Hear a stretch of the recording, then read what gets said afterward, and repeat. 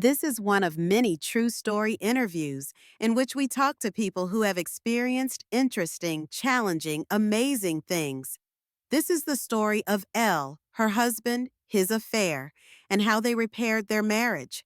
Tell us a bit about yourself. I'm 49 years old, mom to 3 children. I'm an author and journalist. 7 years ago, when I was 42, I became a member of the club none of us wants to join, the Betrayed Wives Club. How did you meet your husband? I met my husband through a mutual friend. We've been married for 18 years. We met when I was 30 and working as a magazine editor. He was in finance, still is. He's smart and social. I generally prefer books to people. Our yin-yang thing works.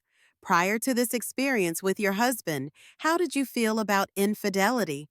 Like most women, my friends and I had played the "what would you do if you found out your husband was cheating" game. I insisted I'd kick him to the curb. I'd had boyfriends cheat on me in the past. Part of what I first loved about my husband was that he felt so safe. He adored me. He didn't play games. It was all so easy. We were really good friends who fell in love. Do you know what led your husband to cheat? My husband started seeking out sex as a way to numb uncomfortable feelings even before he met me. His father, who he worshipped, had died young. Then a girlfriend he was in love with said she had cancer, which turned out be a lie. He couldn't cope with the loss, the confusion, the sadness. Sex without emotion became an escape. I knew nothing of his sex addiction until 12 years into our marriage. How did you find out? And how did you react? We had married, moved cities, and altered our career paths. There had been some lean years, but we were finally doing well financially. We had 3 gorgeous, healthy children. Life was good. And then he switched jobs and took his toxic assistant with him. I was surprised. This woman drove him crazy, nagged, criticized, made unreasonable demands. I figured switching firms was the perfect chance to get rid of her. He claimed that he needed her to help him get settled in his new job, that she was crazy but also good at her job. Getting settled at his new job seemed to involve late nights at the office, dinners with his assistant as they organized files. I was trying hard to be understanding because I knew he was under a lot of pressure to succeed. His company had a lot invested in him. I was busy working on a book, so I pushed my nagging thoughts aside. Besides, she was truly nasty. He wouldn't cheat on me, especially with her. One night, he was out of town at a conference. I discovered she'd gone with him, and suddenly I just knew. It was like a light went off. I called him and he didn't answer. I called again, and again, and again. 31 times I called and it went to voicemail every single time. The next morning, he called me back and I said calmly, "Tell me everything." He, crying, admitted to an affair with her, but said it was me he loved. My world went dark. I felt hatred toward her, unlike anything I'd ever felt toward another person. She knew me. She had sat at my dinner table. How could anyone knowingly cheat with a married man? A father of 3? What did she expect to get from it besides a bigger office? I was baffled. I called my husband horrible, unpublishable names. I told him he'd broken me forever. Why? I kept asking him, why? All he could say was that it had nothing to do with me. How was that possible? It took me a year to understand how true that was. Affairs rarely have anything to do with the wife. They're fantasy, escape, which is why so few affairs last once they're pulled from the shadows. My husband found a therapist to help him figure out why he risked everything that mattered to him for a woman who didn't. We fought. I cried. There were days I could barely function. I tried to take care of my kids. I finished my book, though. To this day, I don't know how. I was a mess. I couldn't leave because I could barely get out of bed. 6 months later, the whole story emerged. He had cheated not just with this nasty assistant, but with many women, our entire relationship.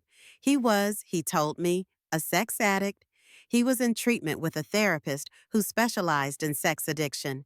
To those who tell me that sex addiction is a convenient excuse that cads use when they're caught, I say you've never seen sex addiction. Anyone with sex addiction, like any other addiction, is emotionally crippled by shame and self loathing. It's the farthest thing from sexy or convenient. Admitting it means 12-step meetings, full disclosure of everything you've ever done, every lie you've told. It's finally looking at yourself in the mirror and hating what you see. What made you decide to stay with your husband and work through the issues? My husband fully expected me to leave when he confessed, but had agreed with his therapist that I deserved to know.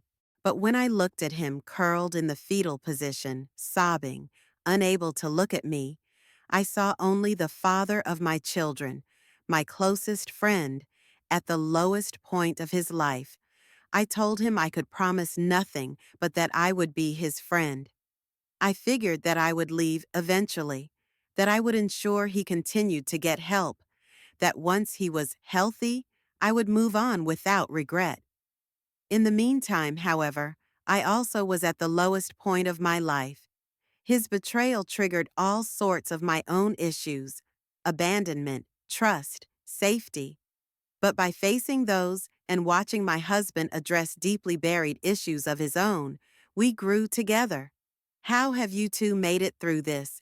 We had the benefit of a fabulous counselor who helped us work through the fallout of infidelity, who taught my husband how to just be with me in my pain and accept responsibility without flinching. She showed us how to rebuild a marriage based on honesty and transparency.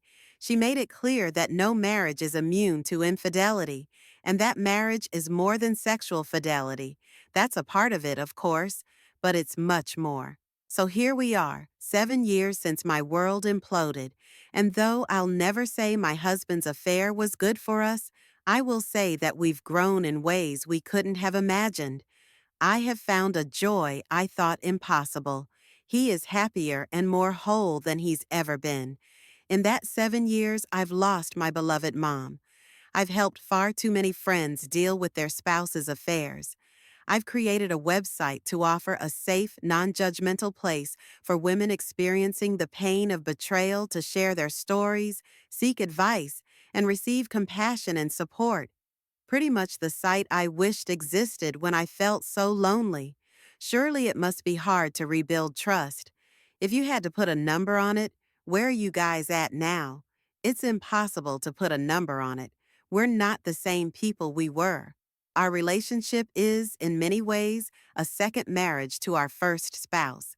I don't believe I would still be in my marriage if my husband hadn't told me he wanted to become the man I thought he was, and then took the necessary steps to battle his demons. I'm grateful that I gave him the chance. I'm grateful my children have the benefit of a dad who's also taken steps to become a better father. Affairs are devastating and isolating. There's much blame placed on the wife.